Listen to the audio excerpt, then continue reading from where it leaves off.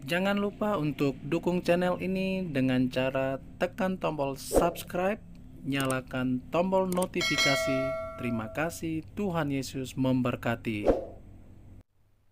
2 Korintus pasal 3. Pelayan-pelayan perjanjian yang baru. Adakah kami mulai lagi memujikan diri kami? Atau perlukah kami seperti orang-orang lain menunjukkan surat pujian kepada kamu atau dari kamu?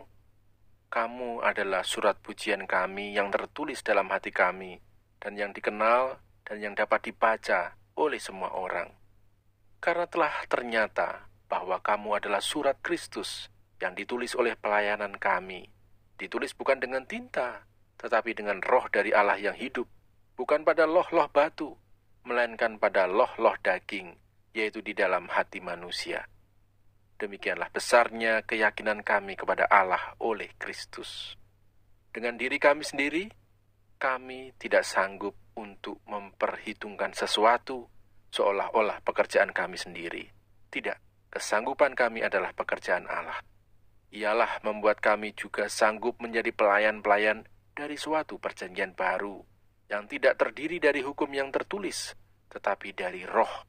Sebab hukum yang tertulis mematikan, tetapi roh menghidupkan. Pelayanan yang memimpin kepada kematian, terukir dengan huruf pada loh-loh batu. Namun demikian kemuliaan Allah menyertainya waktu ia diberikan. Sebab sekalipun pudar juga, cahaya muka Musa begitu cemerlang, sehingga mata orang-orang Israel tidak tahan menatapnya. Jika pelayanan itu datang dengan kemuliaan yang demikian, betapa lebih besarnya lagi kemuliaan yang menyertai pelayanan roh. Sebab, jika pelayanan yang memimpin kepada penghukuman itu mulia, betapa lebih mulianya lagi pelayanan yang memimpin kepada pembenaran. Sebenarnya, apa yang dahulu dianggap mulia, jika dibandingkan dengan kemuliaan yang mengatasi segala sesuatu ini, sama sekali tidak mempunyai arti. Sebab, jika yang pudar itu disertai dengan kemuliaan, betapa lebihnya lagi yang tidak pudar itu disertai kemuliaan. Karena kami mempunyai pengharapan yang demikian, maka kami bertindak dengan penuh keberanian. Tidak seperti Musa yang menyelubungi mukanya, supaya mata orang-orang Israel jangan melihat hilangnya cahaya yang sementara itu.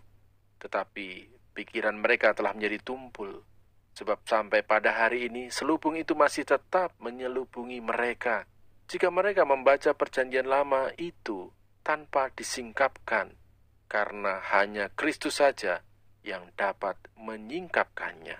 Bahkan sampai pada hari ini, setiap kali mereka membaca kitab Musa, ada selubung yang menutupi hati mereka. Tetapi apabila hati seorang berbalik kepada Tuhan, maka selubung itu diambil daripadanya. Sebab Tuhan adalah roh, dan di mana ada roh Allah, di situ ada kemerdekaan. Dan kita semua mencerminkan kemuliaan Tuhan dengan muka yang tidak berselubung. Dan karena kemuliaan itu datangnya dari Tuhan yang adalah roh, maka kita diubah menjadi serupa dengan gambarnya dalam kemuliaan yang semakin besar.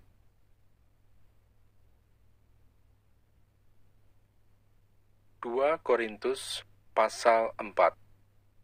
Harta rohani dalam bejana tanah. Oleh kemurahan Allah, kami telah menerima pelayanan ini. Karena itu kami tidak tawar hati, tetapi kami menolak segala perbuatan tersembunyi yang memalukan. Kami tidak berlaku licik dan tidak memalsukan firman Allah. Sebaliknya kami menyatakan kebenaran, dan dengan demikian kami menyerahkan diri kami untuk dipertimbangkan oleh semua orang di hadapan Allah. Jika Injil yang kami beritakan masih tertutup juga, maka ia tertutup untuk mereka yang akan binasa, yaitu orang-orang yang tidak percaya, yang pikirannya telah dibutakan oleh ilah zaman ini, sehingga mereka tidak melihat cahaya Injil tentang kemuliaan Kristus, yang adalah gambaran Allah.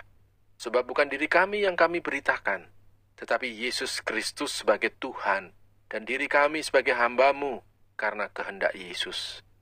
Sebab Allah yang telah berfirman, dari dalam gelap akan terbit terang, ia juga yang membuat terangnya bercahaya di dalam hati kita.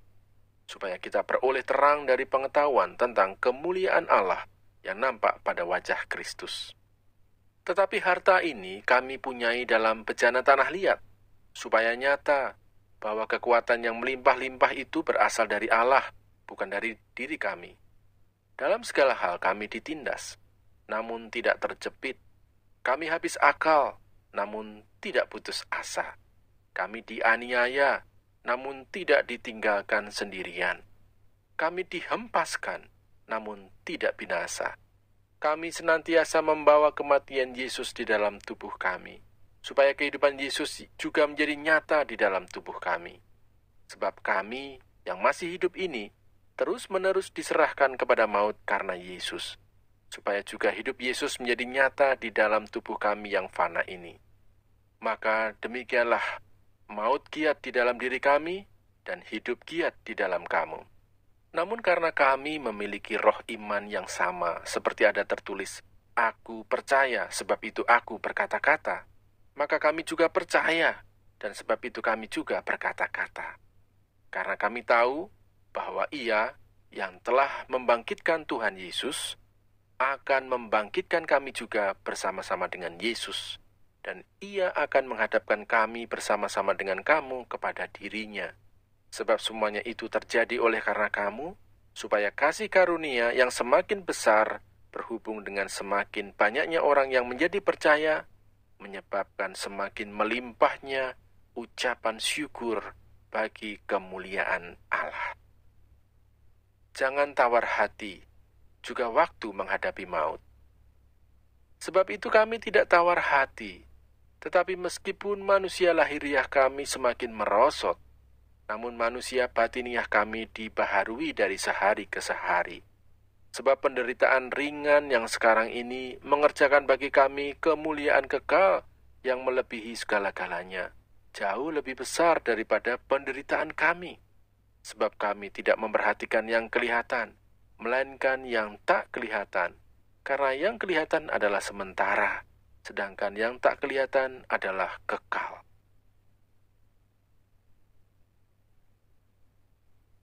2 Korintus pasal 5. Karena kami tahu bahwa jika kemah tempat kediaman kita di bumi ini dibongkar, Allah telah menyediakan suatu tempat kediaman di sorga bagi kita, suatu tempat kediaman yang kekal, yang tidak dibuat oleh tangan manusia.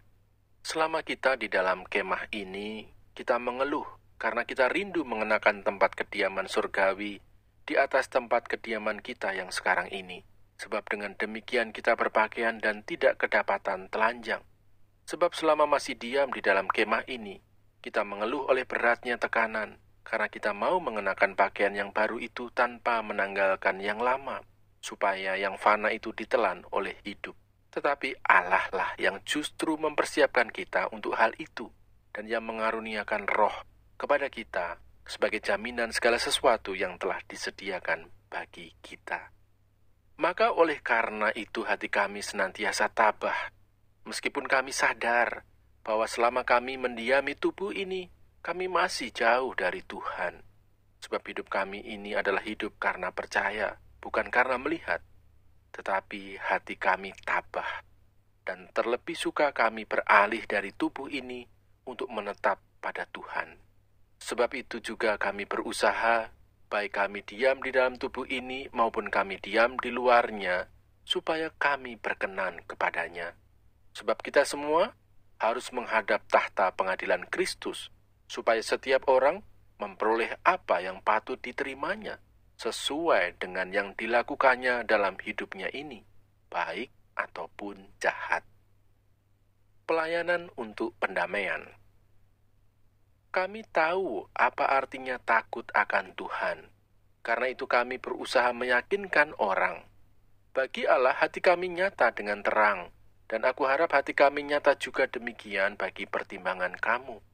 Dengan ini kami tidak berusaha memuji-muji diri kami sekali lagi kepada kamu, tetapi kami tidak mau memberi kesempatan kepada kamu untuk memegahkan kami, supaya kamu dapat menghadapi orang-orang yang bermegah karena hal-hal lahiriah dan bukan batiniah.